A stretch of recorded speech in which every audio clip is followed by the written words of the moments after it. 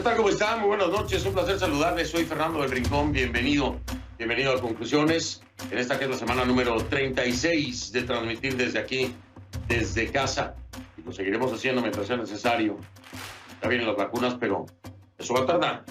Ya le platicaré más a fondo en esta semana acerca de ese tema que es muy, muy importante y que todos lo estamos esperando, ¿no? Por supuesto.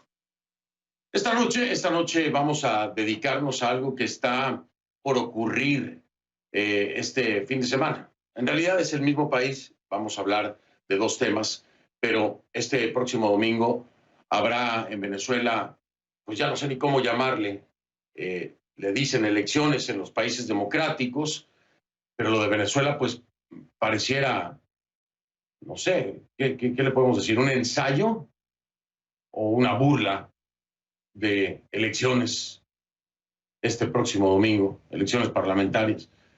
Es el mismo escenario que ya habíamos visto, ¿no?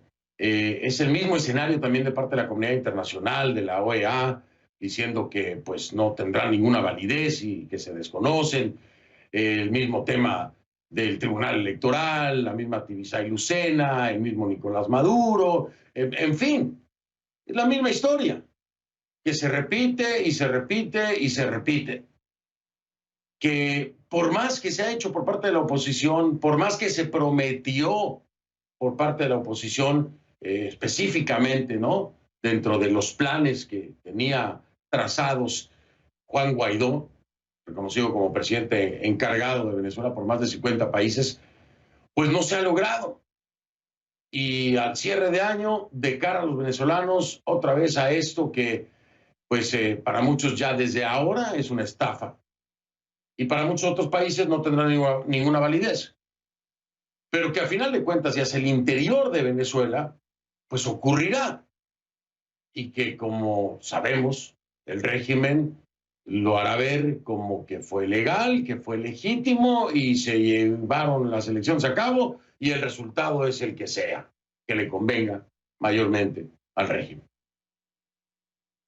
Ese es uno de los temas, por supuesto, de Venezuela. Y el otro es también repetitivo, tristemente repetitivo, gravemente repetitivo.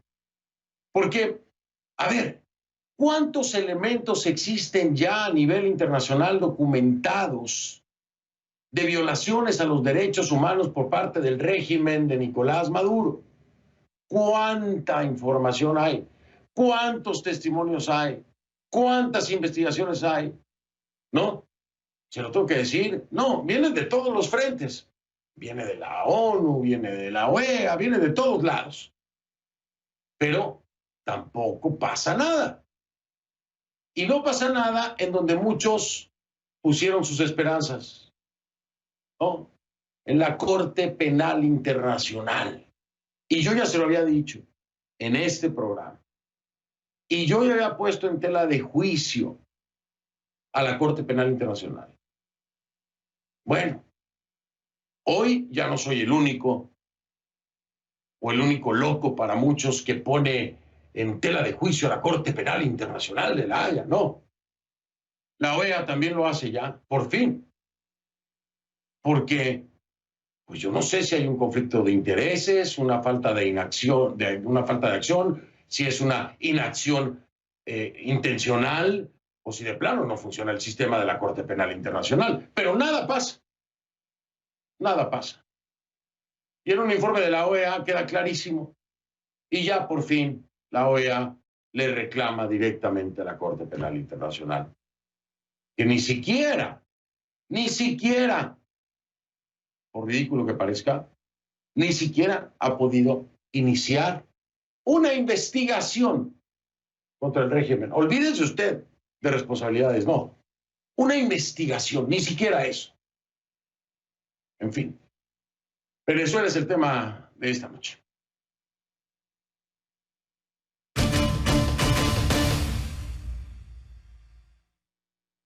Y para eso le pido que a partir de este momento me acompañe utilizando la etiqueta numeral Conclu, VZLA, el hashtag es Conclu, VZLA de Venezuela, ¿no? Por supuesto. Tus comentarios, por favor, a mi cuenta en Twitter, @soyfdelrincón, @soyfdelrincón, con esa etiqueta Conclu, VZLA. Ya saben cuáles son los dos temas. El domingo Venezuela celebrará, mire, lo voy a decir por formalismo, ¿no? Por entenderlo. Le voy a decir elecciones. Pero ya sabe usted lo que piensan muchos, no un servidor, lo que piensan muchos como la Unión Europea, como la OEA, muchos venezolanos, ¿no? Pero en fin, el domingo celebra elecciones parlamentarias. O le digo, un simulacro de elecciones, no sé. Maduro dice que si la oposición gana, él se va, que deja la presidencia. Pero bueno, lo dice porque sabe lo mismo que sabemos todos, ¿no? Que esa posibilidad es improbable, sencillamente porque la mayoría de la oposición no va a participar en la elección. Y la mayoría de los venezolanos no va a participar. Sí, no va a votar. Estoy de acuerdo con encuestas publicadas, las últimas encuestas publicadas, ¿no? En fin, este escenario carece de toda legitimidad a nivel internacional también. La OEA, la ONU, la Unión Europea, todos consideran que no cumplen con las garantías mínimas para llevar a cabo lo que se llamaría una elección. En realidad, lo que Maduro quiere es aniquilar las alternativas democráticas, según Juan Guaidó, reconocido como presidente encargado, le digo, por más de 50 países. Pero miren, Osmar Hernández nos preparó el siguiente informe en lo que es la antesala de esto que algunos llaman elecciones, otros un fraude, otros un ensayo y otros que no puedo decir la palabra porque me corren. Miren lo que nos preparó Osmar Hernández. Unas pocas vallas y carteles marcan el ambiente electoral en la capital venezolana a pocos días de las elecciones parlamentarias previstas para el 6 de diciembre, las primeras en pandemia en este país. Según el Consejo Nacional Electoral, cuentan con más de 14.000 candidatos para 277 curules en juego, 66% más de escaños respecto a 2015. Entre las candidatas y candidatos figuran la esposa y el hijo del cuestionado presidente Nicolás Maduro, Cilia Flores y Nicolás Maduro Guerra.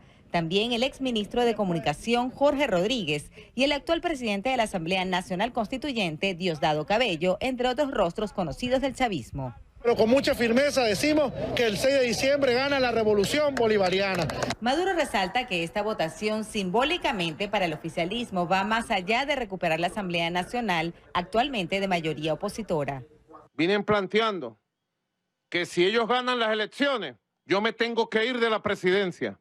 Un plebiscito. Si el 6 de diciembre es un plebiscito, yo llamo al pueblo a ganar ese plebiscito entonces. Llamo al pueblo a la batalla. Tócame, sube. Sin embargo, para muchos se trata de unos comicios sin emoción, en los que el resultado ya está cantado, pues solo participarán fracciones de los partidos de oposición a los que el Poder Judicial les otorgó las tarjetas de esas toldas políticas, tras anular las directivas originales. Algunos de los que participan se distanciaron del presidente de la Asamblea Nacional, Juan Guaidó, y ahora constituyen un bloque de oposición crítico también a esa parte de la oposición. Vamos a la Asamblea Nacional, no a discutir contra el gobierno, vamos a hacer acuerdos. La mayor parte de los opositores que en 2015 lograron una contundente victoria con 2/3 del Parlamento no participarán en esta elección por considerar que se trata de un proceso fraudulento. En paralelo, llaman a sumarse a una consulta popular para rechazar los comicios. El 6 a rechazar, el fraude, dejar solos esos centros de manera de contestar a la pregunta no solamente del mundo, sino de nosotros mismos, que somos mayoría, que la vamos a ejercer y que vamos a estar en las calles. Según cifras del Consejo Nacional Electoral, 20.7 millones de venezolanos están habilitados para participar en las elecciones del 6 de diciembre. Sin embargo, según un estudio reciente revelado por la encuestadora privada Consultores 21, 22% de los consultados aseguró que va a participar en la cita comicial, mientras 78% afirmó que no acudirá a las urnas. Yo no voy a votar, yo no voy a apoyar esas elecciones fraudulentas.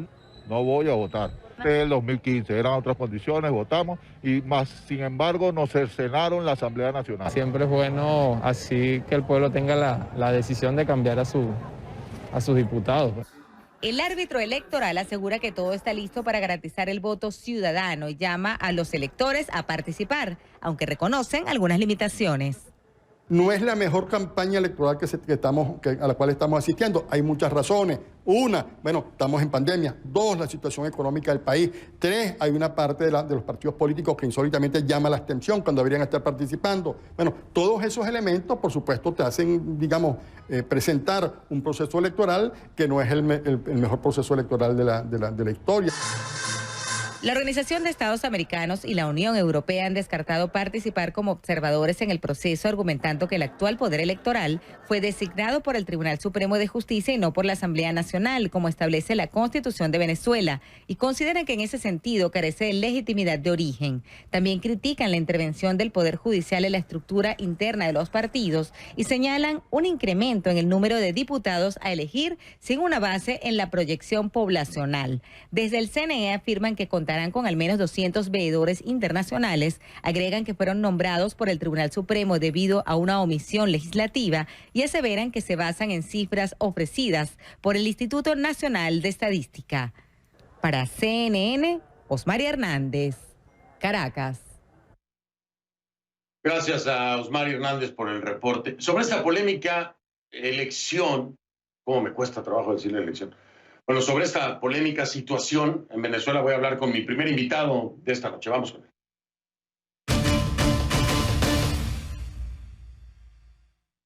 Le doy la bienvenida a Roberto Marrero, exsecretario de la Asamblea Nacional y exjefe del despacho de Juan Guaidó en vivo, desde aquí, desde Miami. Roberto, bienvenido. Gracias por esta entrevista. Bueno, Dios te bendiga, Fernando. Gracias a ti y de verdad agradecido por el apoyo que has dado a la causa de la democracia y la liberación de Venezuela. Y bueno, incluso en el caso mío personal, cuando estuve en el presidio, nos apoyaste mucho. Muchas gracias por eso. Roberto, gracias. Hacemos nuestro trabajo, nada más siempre se los digo, con mucho gusto. Por supuesto, si algún beneficio puede traer para la mayoría de las personas. Lo que sí no veo aquí, Roberto, es beneficio con lo que va a ocurrir el próximo domingo. Y mira, yo lo veo como una pesadilla recurrente. Roberto, ¿qué es lo que ha fallado, que no se ha podido detener esta maquinaria y esta práctica constante de querer hacer ver al régimen o quererse hacer ver o mostrar como un régimen democrático, cuando a todas luces, pues, de nueva cuenta se va a un callejón sin salida con estas elecciones parlamentarias?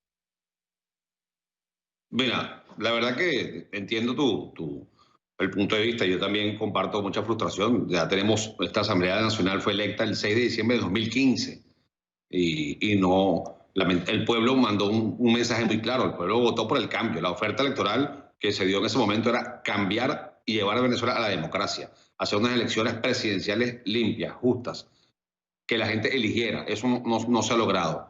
Pero sí te puedo decir que no estamos en las mismas condiciones del 2018, por ejemplo. En el 2018 el mundo no reaccionó en contra de la elección fraudulenta del 20 de mayo de Maduro. Y el 21 de mayo, la oposición democrática, yo estaba en ese evento, le dimos un mensaje al mundo, le dimos la última ventana de legalidad que le quedaba a Maduro, la perdió el 20 de mayo del 2018. Y todos los países apoyaron esa política que se lanzó para el 10 de enero del 2019. En ese momento muchas personas no lo entendieron, muchas personas criticaron ese mensaje de la oposición. Pero la verdad es que el tiempo nos dio la razón y la política de esperar el 10 de enero, unidos, como lo logramos, y ratificar el acuerdo unitario apoyando al presidente Juan Guaidó en la presidencia, asumiendo en el gobierno legislativo el 5 de enero y ratificándose el 10 de enero el fraude que había cometido Maduro en las elecciones del 2018, tuvimos un apoyo mundial, un apoyo increíble. Luego vino el 23 de enero la juramentación del presidente Guaidó, un acto popular, una aclamación, algo inédito, y tenemos hoy en Venezuela una situación bien complicada. Sin embargo, te puedo decir que para el próximo fraude, el próximo domingo, ya se han adelantado opiniones. Ya la Comunidad Europea dijo que no, la Unión Europea dijo que no va a aceptar ni va a reconocer esos resultados. Estados Unidos y todo lo que es el Grupo de Lima. Ya los países democráticos del mundo, las democracias del mundo, las potencias del mundo, desconocen el resultado, incluso antes de que ocurra, porque no hay garantías electorales. Yo entiendo que es difícil y que seguimos de adversidad en adversidad, pero nosotros tenemos que seguir adelante, nosotros no nos podemos detener por eso, y además es muy distinto esperar que se configure un fraude a haberlo cantado y que ya se sepa. Hay un reconocimiento a la lucha democrática de Venezuela, al gobierno interino, y a que no se va a reconocer el resultado del fraude del domingo. Esto es algo muy, muy importante. Es algo muy importante porque no había ocurrido anteriormente. Anteriormente los fraudes se configuraban el día de la elección y había que demostrarlo. Ya el mundo lo tiene claro. Hay un fraude el próximo domingo 6 de diciembre y los venezolanos no van a participar en ese fraude. Esa elección no va a tener el reconocimiento del pueblo de Venezuela ni de la comunidad internacional. Es una situación incómoda, sí. No quisiéramos estar en esto, es verdad. Quisiéramos haber salido de Maduro, sí. ¿Tenemos todavía pendiente el cese de la usurpación? Sí. Pero seguiremos adelante hasta lograrlo. Y este domingo 6 de diciembre se abona algo más. En la introducción está hablando ustedes sobre el informe de la OEA. Y qué importante que ya se está acusando directamente a la Corte Penal. Eso es algo que es un logro importantísimo y que va a abonar el domingo al expediente de la violación de los derechos humanos en Venezuela. Claro, a ver, yo entiendo el tema de... Lo que pasa es que me parece completa... Me voy a ir a pausa, pero antes déjame hacerte este planteamiento. Estoy tratando de ser ecuánime porque me cuesta trabajo. A ver, ¿qué tanto se está abonando? Siempre se abona, siempre hay un reconocimiento, siempre hay un rechazo, siempre... todo esto ya lo sabemos. Pero, ¿sirve? Sí, sí sirve y no sirve. ¿A qué me refiero, Roberto?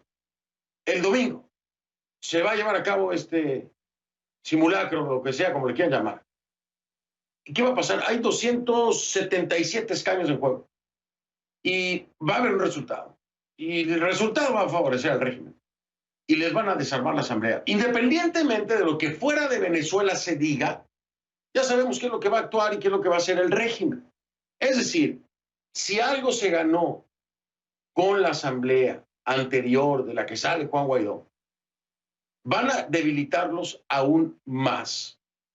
Entonces, si bien el reconocimiento internacional es importante, hacia el interior no está teniendo el impacto necesario, Roberto. Y los venezolanos en Venezuela van a seguir padeciendo lo mismo, pero ahora con esta claridad que tú mismo me das, ahora con una asamblea, también el régimen. Y ese es el tema. ¿Qué tanto se tiene que estar abonando hacia el exterior cuando el interior va a seguir teniendo el mismo efecto y va a tener mayor afectación y mayor poder interno de parte del régimen? Ese es el planteamiento que te hago para entenderlo desde tu perspectiva después de la pausa, si me haces favor. Estoy con Roberto Marrero, exsecretario de la Asamblea Nacional y ex jefe del despacho de Juan Guaidó. Me acompaña en vivo desde aquí, desde Miami. Regreso con él en un momento y, por supuesto, más adelante estaremos hablando de ese informe de la OEA, ya diciéndole a la Corte Penal Internacional, oigan, ¿para cuándo? ¿Para cuándo?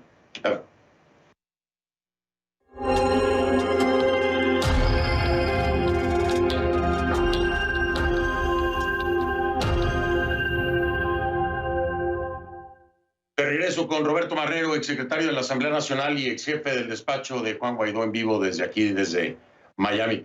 Roberto, te decía, sí, a ver, se va sumando y en efecto hay rechazo y desconocimiento y etcétera, pero hacia el interior, en Venezuela, lo único que pasa es que el régimen sigue cooptando y secuestrando los espacios de poder, limitando aún más a la oposición. Y por supuesto, este es el impacto que recibe la población dentro del país.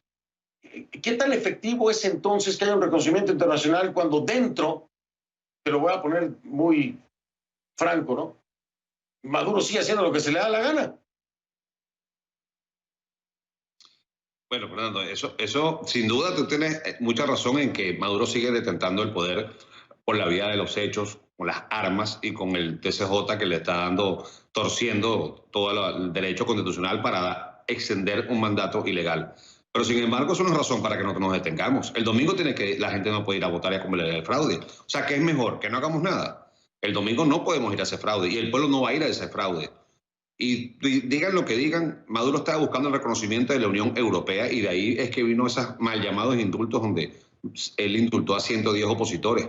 ¿Para qué? Para que participaran en el fraude. A mí mismo me llamaron cuando estaba preso para que fuera candidato y yo me negué. O sea, yo no estoy diciendo que estemos en una situación buena. ¿Qué te ofrecieron a cambio? Roberto, cuéntame eso. Me ofrecían la candidatura y bueno, ¿qué pueden ofrecerle a un preso? ¿Qué se te ocurre que pueden haber ¿Te ofrecido? ofrecían la libertad si tú participabas para las elecciones legislativas? Me ofrecían que fuera candidato y que entonces había la posibilidad de liberarme siendo candidato preso. Y le dije, mira, esas elecciones yo no las voy a reconocer. Y yo le dije, yo no voy a ser candidato en algo que no creo. Yo no puedo ser candidato ¿Quién en te algunas ofreció elecciones eso, que no... Roberto? ¿Cómo? ¿Quién te lo ofreció? ¿Quién te ofreció eso?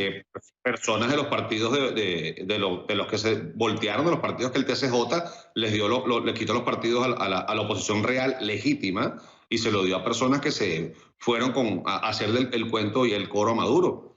Y lo que te puedo decir es que yo me siento muy orgulloso de haberles dicho que no, porque uno tiene que hacer lo que uno siente que es correcto. Y estaban jugando con la libertad. Nosotros no podemos separarnos del sufrimiento de la gente. En Venezuela la gente no está comiendo, la gente no tiene luz, la gente está padeciendo demasiado. El domingo les dijeron que el que no votaba no come. ¿Cómo uno puede no hacer algo respecto a eso? Por eso es que estamos haciendo la consulta. En Venezuela están pasando cosas, Fernando. Yo sé que es difícil, yo sé que y tú vas a apoyar muchísimo. Por ejemplo, a ver, que se desespera. Pero el pueblo que está pasando... Roberto, pero por ejemplo, a ver, explícame algo que yo tampoco le encuentro mucho sentido. Por ejemplo, una consulta. ¿Pero qué es lo que hay que consultar, Roberto? ¿Qué no está claro que la gente lo que quiere es salir del régimen de Maduro? ¿Para qué una consulta? No es reiterativo. Porque vaya, es un mecanismo para sentarlo, para dejarlo en el récord. Si ya se sabe cuál es la postura. Es más, se va a saber claramente la postura de la población cuando no voten o no participen de este fraude electoral del próximo domingo. Claro, pero no podemos perder la oportunidad de mostrar a la mayoría y de activar a la población. Tú no puedes hacer resistencia pasiva. Tenemos que ir el 12 a votar, participar masivamente en la consulta. La consulta tiene una parte muy importante. La consulta va a ratificar el apoyo del pueblo a su Asamblea Nacional Legítima, al gobierno interino del presidente Guaidó. Evidentemente la respuesta sobre la usurpación ya la dieron, eso ya se habló el 16 de julio.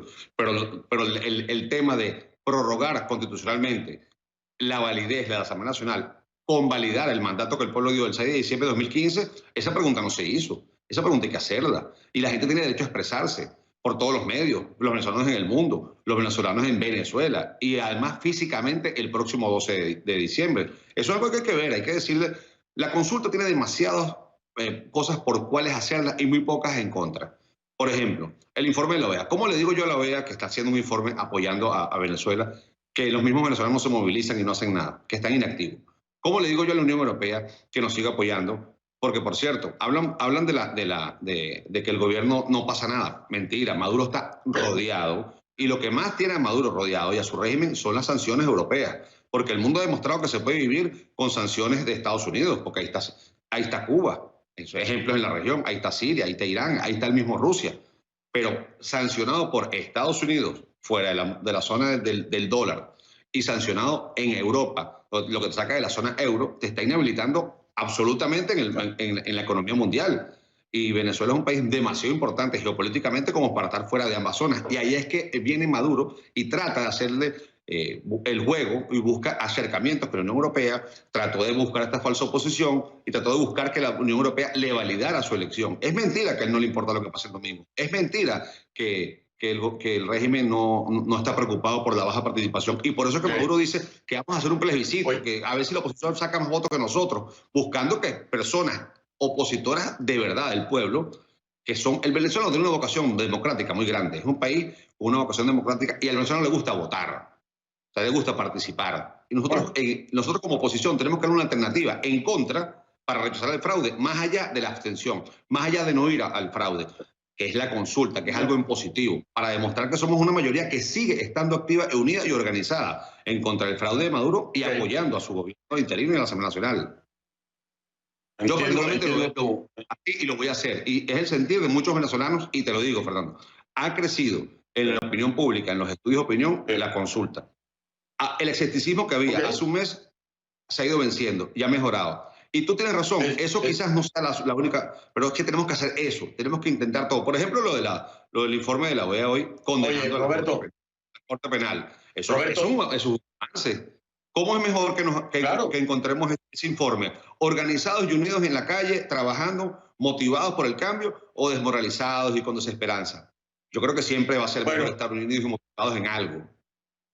Roberto, tengo que despedirme. Hablemos el lunes, si te parece, el día después. Esto va a ser muy importante. Tengo que despedirme porque quiero darle espacio precisamente a la OEA. El lunes, sí, no, el día después, el lunes. A mí me da mucho placer hablar contigo porque sí que estoy en libertad. Sí, yo sé. Yo me puedo imaginar cómo te sientes. Y bueno, créeme que el sentimiento es el mismo. Ya quedamos el lunes, ¿te parece? El día después de la elección. Cerrado. Órale, cerrado. Dios te bendiga. Ya está. Te dejo, ya hablamos ya extendido, porque ahorita sí quiero meterme con el tema de la OEA, que es muy importante este informe que hicieron. Te mando abrazo, Roberto, mil gracias. Gracias, Dios te bendiga. Gracias, igualmente. Bueno, voy a hacer una pausa, regreso y hablamos del informe de la OEA y sin filtro, Corte Penal Internacional. ¿Para cuándo investigan los crímenes de esa humanidad? Ya ver. Los padres de 628 niños inmigrantes separados de sus familias en Estados Unidos entre 2017 y 2018 aún no han podido ser localizados. Esto de acuerdo con un nuevo documento judicial. En solo 168 casos los abogados han podido contactar con algún otro familiar de los menores, pero no con los padres. Los abogados a cargo denuncian que hasta ahora el gobierno no ha ayudado a encontrar a esos padres y tampoco ha compartido la información de la que dispone, que incluye números de teléfono que podrían facilitar la reunificación familiar de estos 628 niños.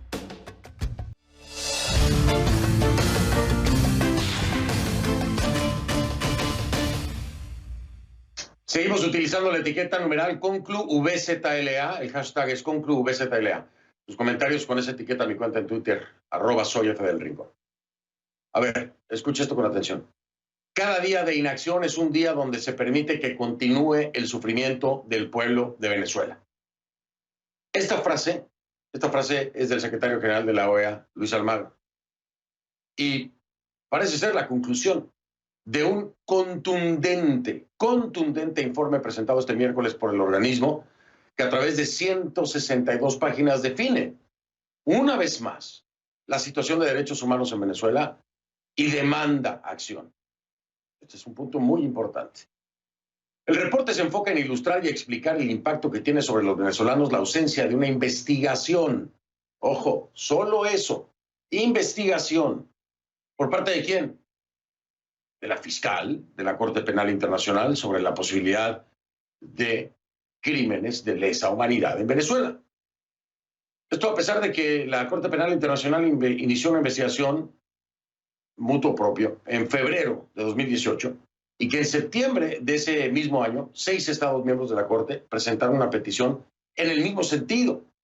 Ante ello, el informe de la OEA considera inaceptable, inexplicable e incomprensible que la fiscal Bensouda no haya avanzado en las averiguaciones, hasta el punto de ni siquiera confirmar la investigación. Vamos hasta Atlanta con mi querida Kay Guerrero y los detalles de este informe. Por supuesto, reacción de partes involucradas en su reporte acá.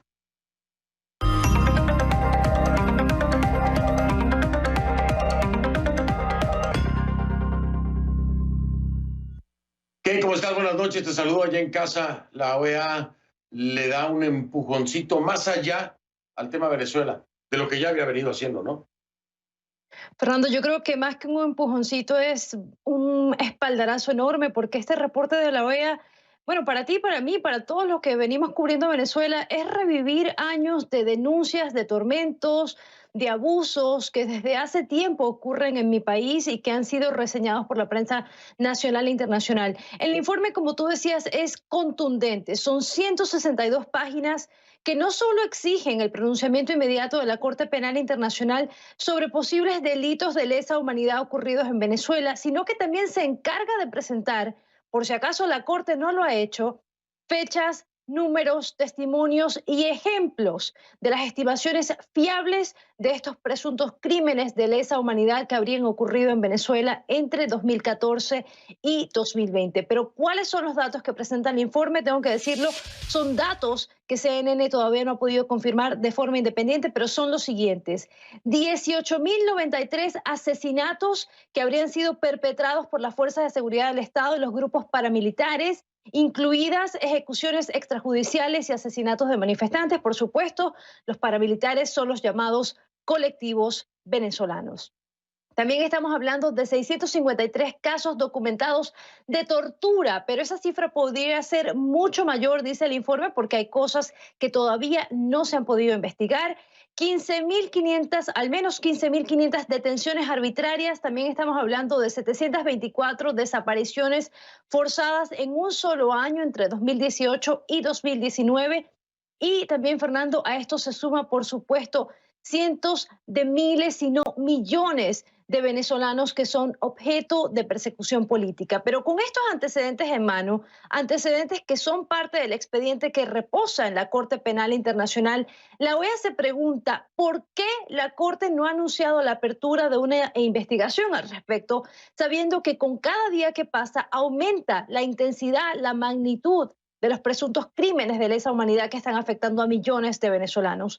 Pero la OEA también esclarece, lo deja muy claro en ese reporte, que no están pidiendo una conclusión, sino una declaración que determine si tras 3 años de llevarse a cabo el examen preliminar, se dispone o no de la información necesaria para por lo menos hacer una determinación que sea plenamente informada sobre este caso. Y bueno, parece que el reporte ya tuvo efecto porque a pedido de CNN, la oficina de la Fiscalía de la Corte Penal Internacional emitió un comentario donde lo voy a citar. La Corte dice lo siguiente a CNN, dice: deploramos el sufrimiento infligido a todas las mujeres, hombres y niños que son víctimas de presuntos crímenes atroces e informan también, Fernando, que la Corte Penal Internacional ya ha logrado importantes avances en su examen preliminar de la situación en Venezuela. Y lo que te voy a decir a continuación es muy importante. Añaden que la oficina proporciona una actualización sobre todas las situaciones bajo exámenes preliminares hacia finales de cada año, y esto incluye el caso de Venezuela, y dicen que el informe del 2020 se publicará a finales de este mes, así que habrá que esperar si a finales de este mes por fin anuncian una investigación en contra del régimen de Nicolás Maduro. Sin embargo, Fernando, para la OEA al menos esta reacción parece insuficiente porque ellos insisten que hay todos los elementos para anunciar la investigación de inmediato.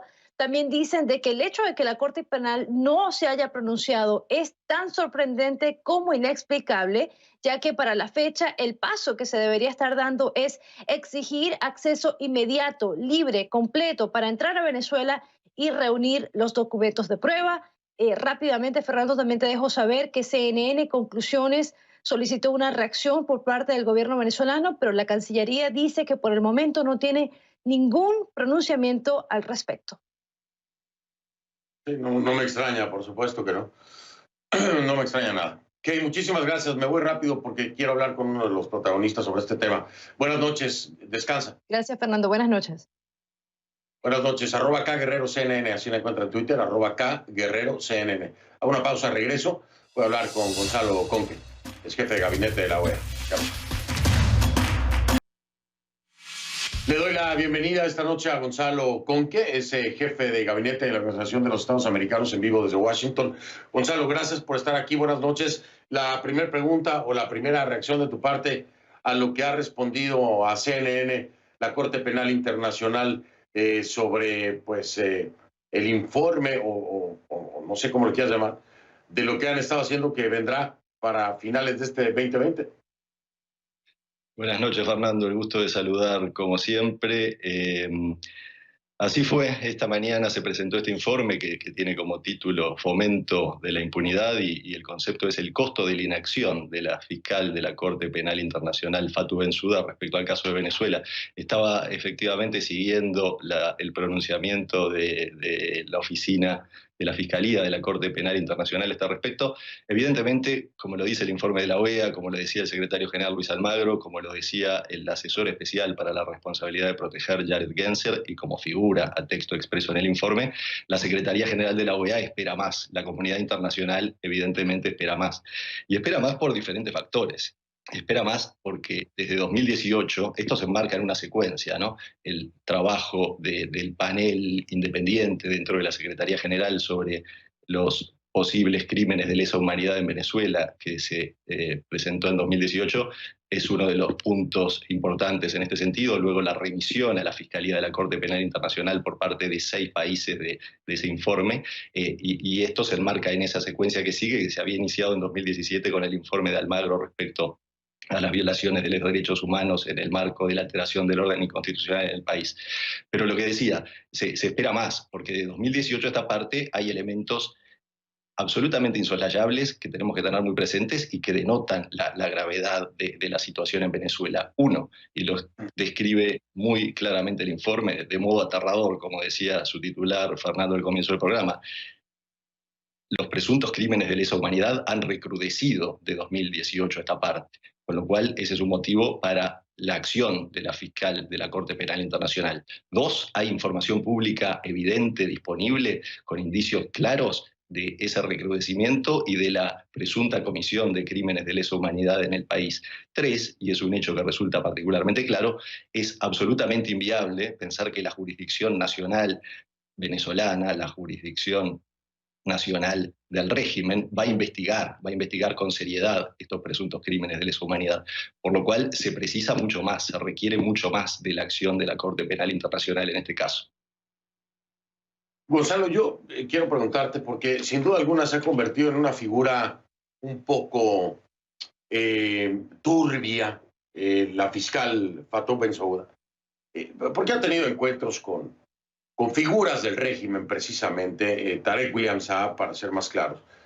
Yo quiero preguntarte si no pudiera existir un conflicto de intereses en este sentido, porque a mí me parece, al igual que a ustedes, al igual que a Almagro, y al igual que a mucha gente que nos está viendo, me parece absurdo que a estas alturas no haya más que un examen preliminar por parte de la Corte Penal Internacional, que no se haya anunciado una investigación y que todavía haya acercamientos en sentido contrario con figuras del régimen. ¿No hay aquí un conflicto de intereses, Gonzalo? Coincido, Fernando, en el juicio respecto a lo absurdo de la demora. Notemos que ya van a cumplirse 3 años desde que se inició el examen preliminar en febrero del 18, se cumplen evidentemente en febrero del 21.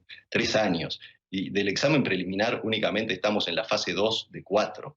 Vale decir, sí, como dice el informe, es inexplicable esta demora. Es inexplicable y es injustificable, porque lo decía Almagro esta mañana, el secretario general de la OEA.